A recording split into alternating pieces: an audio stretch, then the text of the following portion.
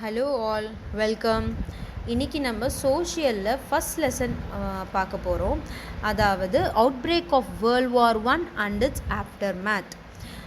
World war 1னா என்ன, அதுக்கு ஏன் அவ்வளோ இம்பார்ட்டன்ஸ் கொடுக்குறோம், அதோட ரீசன் என்ன, அது எப்படி உருவாச்சு அப்படிங்கிற கதையும் காரணம் தான் இந்த லெசனில் நம்ம ஃபுல்லாக பார்க்க போகிறோம். நம்மளோட 19th செஞ்சுரியை வந்து லாங் 19th செஞ்சுரின்னு சொல்லுவாங்க. அதாவது ரொம்ப முக்கியமான தருணங்கள் நடந்ததும் உலகத்தையே புரட்டி போட்டதும் அந்த வருஷம்தான். இன்ஃபேக்ட் 1914 தான் உலகத்தோட டர்னிங் பாயிண்ட்டுன்னு ரெஃபர் பண்ணியிருக்காங்க. வேர்ல்டு வார் 1, வேர்ல்டு வார் 2 இது ரெண்டுத்துக்கும் ரொம்ப குறுகிய கால இடைவேளை தான். இது ஒரு 4 வருஷம், இது ஒரு 6 வருஷம் நடந்தது.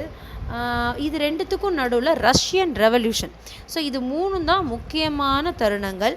இதில் இந்த ஃபஸ்ட்டு சாப்டரில் world war 1, world war Russian revolution அதை பற்றி தான் நம்ம டிஸ்கஸ் பண்ண போகிறோம். ஓகேங்களா? ஸோ இதில் வந்து இம்ப்ரியாலிசம், கேபிட்டலிசம் அதோட டிஃப்ரென்சஸ், கேபிட்டலிசம் எப்படி இம்ப்ரியாலிசமுக்கு வந்தது, யார் யாரெல்லாம் அந்த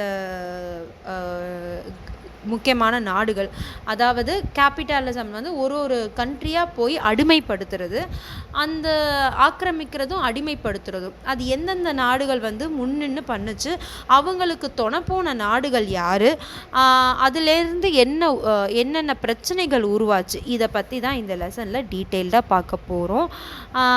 இந்த லெசனை பற்றி மேலும் உங்களுக்கு நிறைய விஷயங்களை இன்னும் இன்ட்ரெஸ்டிங்காக தெளிவாக டிஸ்கஸ் பண்ண போகிறேன். உங்களுக்கு இந்த லெசனை பற்றி தெரிஞ்சுக்க இன்ட்ரெஸ்ட் இருந்தால், ஆர்வம் இருந்தால் ஒரு கமெண்ட் இந்த லெசனுக்காக போடுங்க. Okay, see you also.